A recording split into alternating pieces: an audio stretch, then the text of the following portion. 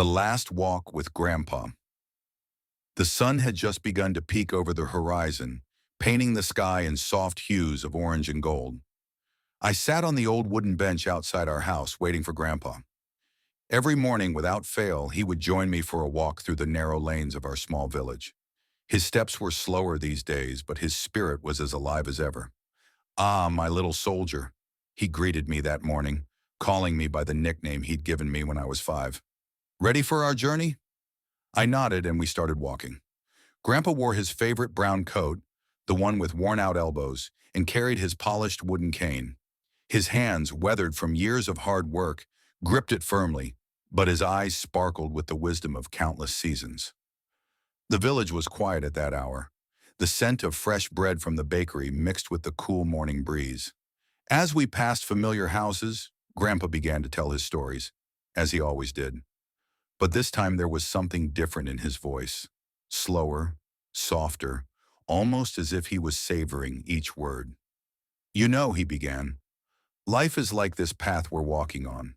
Sometimes it's smooth, sometimes rocky, but every step teaches you something, if you're willing to learn."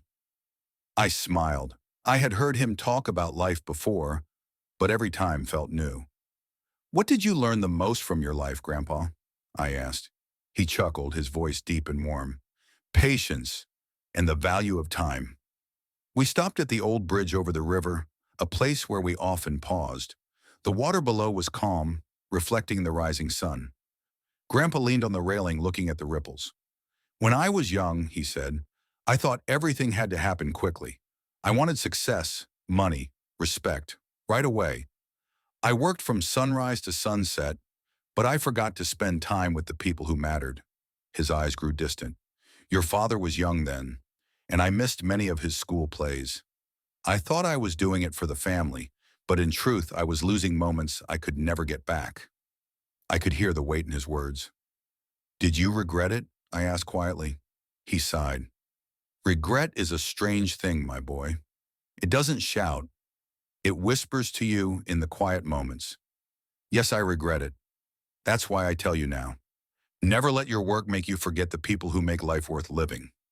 We continued walking, passing the fields where farmers were already at work. Grandpa greeted each one by name, asking about their families, their harvests, their troubles. Everyone seemed to respect him deeply. "Why does everyone love you so much, Grandpa?" I asked. He laughed, his eyes crinkling. "Because I learned another lesson. Treat people with kindness, no matter who they are. A kind word costs nothing, but it can mean the world to someone." We reached the large banyan tree at the edge of the village, our usual turnaround point. Its roots twisted deep into the earth, and its branches spread wide like open arms. We sat beneath its shade. "This tree," Grandpa said, patting the trunk, "has been here for over 100 years. It's seen storms, droughts, and countless seasons. But it stands tall because its roots are strong. In life, your values are your roots. Honesty, respect, compassion. If you keep them strong, no storm can uproot you." We sat in silence for a while, listening to the rustling leaves.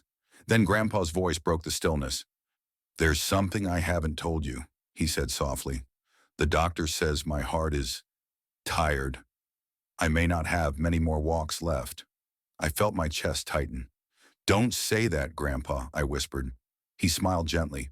"We all have to leave someday, my little soldier. But what matters is not how long we live, but how well we live. Promise me you'll remember these walks and the lessons I've taught you." I nodded, my throat too tight to speak. "Good," he said, patting my shoulder. "And one more thing, always forgive. Life is too short to carry anger. It's like holding a hot coal. It only burns you." We began our walk back, but I noticed Grandpa slowing down more than usual. I offered to carry his cane, but he shook his head with a stubborn smile. "I'll walk on my own. It's my last lap today." When we reached home, he sat on the bench, catching his breath. "Remember, my boy," he said, "life is a gift. Don't waste it chasing things that don't matter. Spend time with family, help others, and never forget to watch a sunrise once in a while. It reminds you that every day is a new beginning." That night, I went to bed with his words echoing in my mind. The next morning I woke early, eager for our walk. But when I stepped outside, Grandpa wasn't there. I found my parents in the living room, their eyes red. Grandpa had passed away in his sleep. For weeks I walked alone through the village, past the bridge, the fields, and the banyan tree. But I could still hear his voice in my heart, guiding me. His lessons became the compass for my life. Patience, kindness, strong values, forgiveness, and treasuring time with loved ones. Years later, I became a father myself. One morning, I took my own son by the hand and said, "Come on, little soldier, let's go for a walk." And as we walked, I began to tell him the same stories Grandpa once told me. Because even though Grandpa was gone, his wisdom still walked beside me.